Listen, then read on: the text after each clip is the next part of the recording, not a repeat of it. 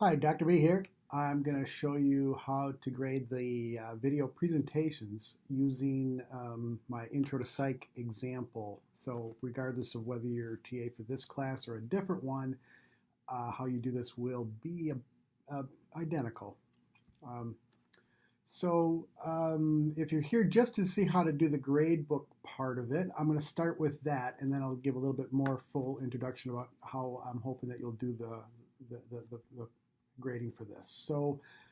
If you're just here for how do you enter the grades here, I'm scrolling down. I'm in the course page, and I scroll down to the grade center here, and enter that.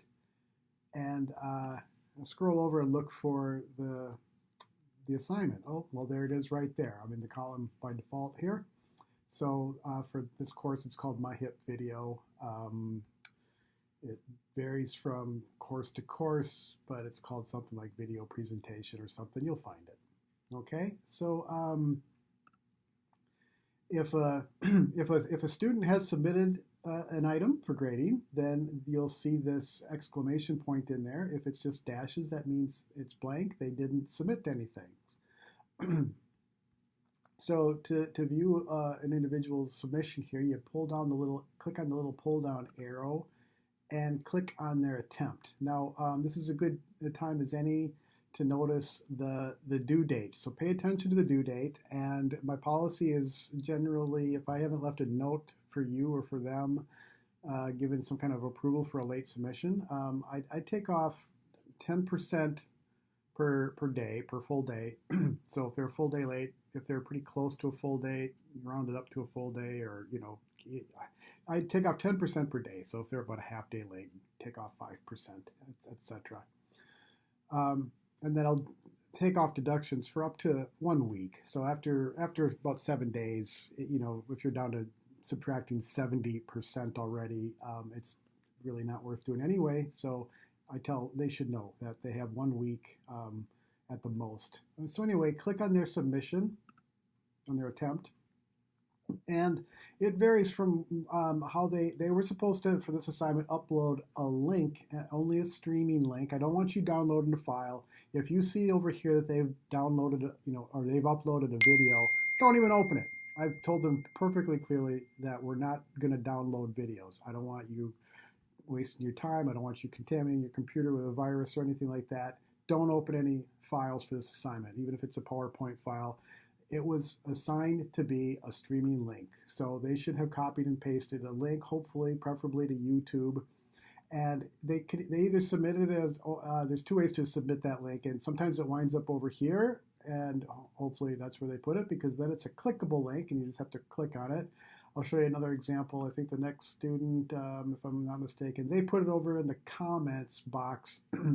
And that's fine, but it just doesn't wind up being a clickable link, so you'll just have to highlight it and My name is Jack Balserson, and this is my Heroic Imagination Project. I don't want to do it that way. I don't know. Dictionary.com defines a hero as... Didn't know that could even be done.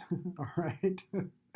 So anyway, I was going to copy, if I highlight on my computer, I don't know if this works for Windows computers or not, but I can right-click on that and go to that address in a new tab or a new window altogether. And my name is Jack Balserson, and this is my video there. Okay, so there's their video. Go back to the grade thing. So again, if you're just here to see how to grade, you've watched the video, you've done their rubric, and it's time to put the grade in. So anyway, this is out of 15 points. So whatever you put on the rubric, give them that score here. So type in, if they score 12, you type in 12 or whatever. I'd like you to put, some feedback. Put in a comment. I usually like to do what's sometimes called like a I don't know, very name. Sometimes called an insult sandwich or a compliment sandwich. Okay, so where you give feedback in this format. You say something positive, you give the critical feedback, which might sound negative, and then you end with something positive again. So, hey, overall great video, but it would have been nice if you had done this, that, or the other. Keep up the good work. this was overall a good attempt or something like that. See how I did something nice, gave some feedback, said something nice. Okay, that generally makes people a little bit happier. So I hope you'll write some brief commentary in here. And then I want you to upload the rubric. So you've completed the rubric, saved it with in a file perhaps with their name, and you can attach a file by clicking on the little paperclip symbol here, and this window will pop up, and you browse through your where it's stored on your computer, select the file and upload it. Okay, and then you'll see a link appearing inside of your comments box. And then you're done, and you can hit submit, and Blackboard then will take you to the next student that has an attempt posted. Okay, so click in the attempt box, type the score, upload the rubric, type some comments, upload the rubric, hit submit. Go on to the next student. Okay, so that's the short version of this, how to do just that part in the gradebook. All right, so let me tell you a little bit more now. Okay, so if, to fill out the rubric here, I'm going to pop over to the Box website. So log into Box however you do it, and I don't know if yours looks the same as mine. So I'm going to log in. This is a UC thing, so I log in with my UC user stuff. And Box will open up, and I don't know how it'll look on your version here, but you're all in you have permission to some appropriate place in the TA folder. So depending on which class you're in, okay? So again, I'm showing you the example for intro psych. So your folder just appears whatever folder you have permission for. So inside of your folder, you should see something called a rubric for the version of whatever class you're in for this video assignment. Okay, so for this class, I'll open up the rubric, and I would type in the student's name, so Sue student, and just fill in the rubric. So give following these sort of general statements. If you think that they scored a 2 for something, you can give fractions. You could give 2.5 if you think something between 2 and 3, for example, is warranted. So enter that in for each of these to help cut down the amount that you maybe have to type in as a comment. Sometimes I'll do things like I'll highlight what I think is the reason why I'm given, say, a 2 here. Maybe it was somewhat shorter, so I'll highlight shorter and highlight it. Okay, so maybe if it was less than 5 minutes, I'm knocking off a little bit because it was only 4.5 minutes long or something. I'll say shorter than requested. So if they let's say that I gave them all the specific instructions not to just open up their laptops and talk to the camera or talk to the camera on their phone. So it consists only of a person talking to camera without any other visual. If that's the reason why I gave them less, I'll highlight that and then, give them that's the reason why I scored a 1 there. Okay, so do that for each row and add up the total.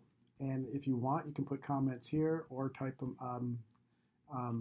I kind of actually, to be honest, it's fine either place. I don't care where you do it. I don't want to micromanage. So if you want to type comments, you can put them here or back on the, in the comment box here. Okay. To be honest with you, I guess I would actually prefer you put them here because I don't want to open up these rubrics unless I kind of need to. And I want to come back. I want to come through after you guys have graded these things, and that's when I want to watch them. And it will be more helpful for me to see your comments here than on the rubric. So I do prefer that you put them here. And then after you've attached, then then you would save this, and then you would do what the other parts that I told you. You'd upload that into the box here, the rubric. Upload your filled-in rubric.